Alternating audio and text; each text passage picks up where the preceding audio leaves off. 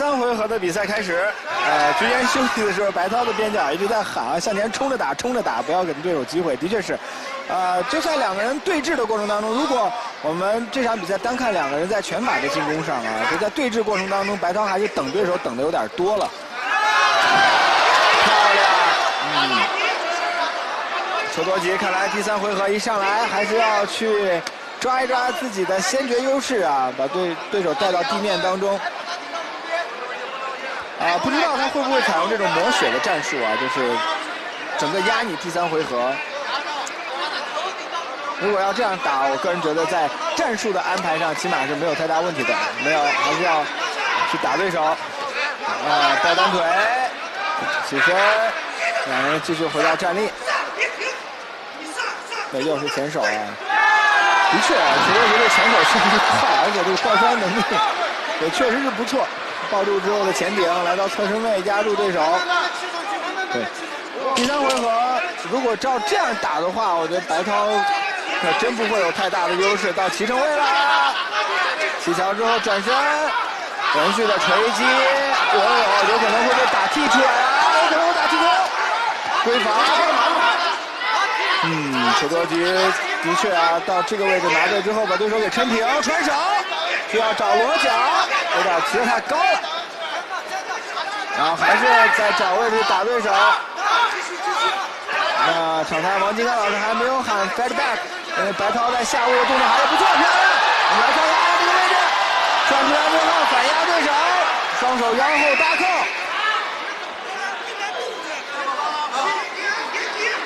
这会儿裘多吉有点打累了的意思啊，就是借着龙边喘了几口之后，开始击打对手的肋部。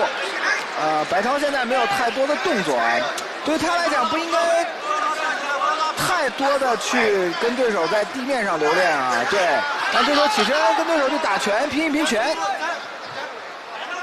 但是防摔要做好啊，就是裘多吉这边还是有很快的一个下潜能力和抱摔的能力在的。上步，对这个手掉的，到第3回合掉的更多，大家看移动端已经掉在腰上了，所以这个防守端的时间差呀，你也就不能怪人裘多吉这边时间差抓得好。举腿，这个是平常训练过程当中啊自己习惯的问题啊，他就是有进入战斗状态的时候才会把手给高举。你看，这一拳挨的就非常的明显，就没有任何的头部保护。又是一个前手接抱摔，漂亮。在这个位置封闭防守，压对手半起身，看是要圈头还是要怎么做？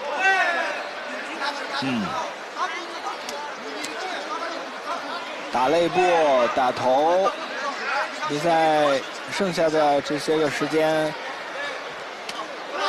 现在就看在地面上，裘多吉的优势还是会比对手更明显一些，而且把对手带到地面的能力上啊，还是裘多吉更强一些，把身体的重量往上去压，来到侧身位，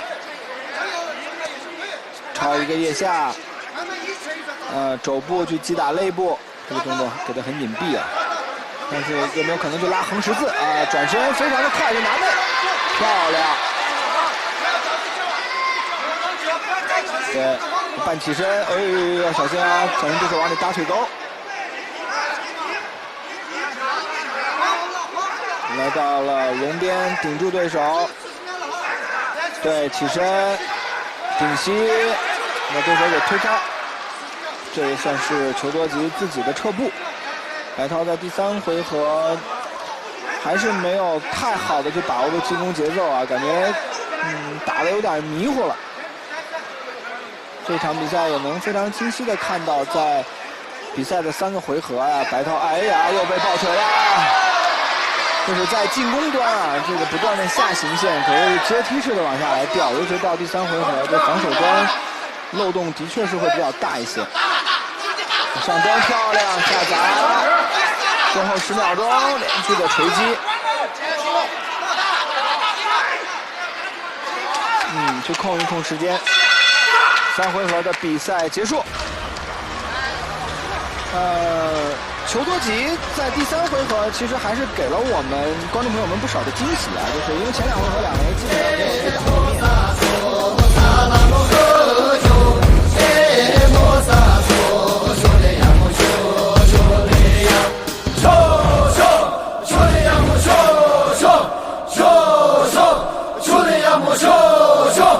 当不抢起来送给头啊，那有种俺没给当家，将我送给你们，满足老子。抖音。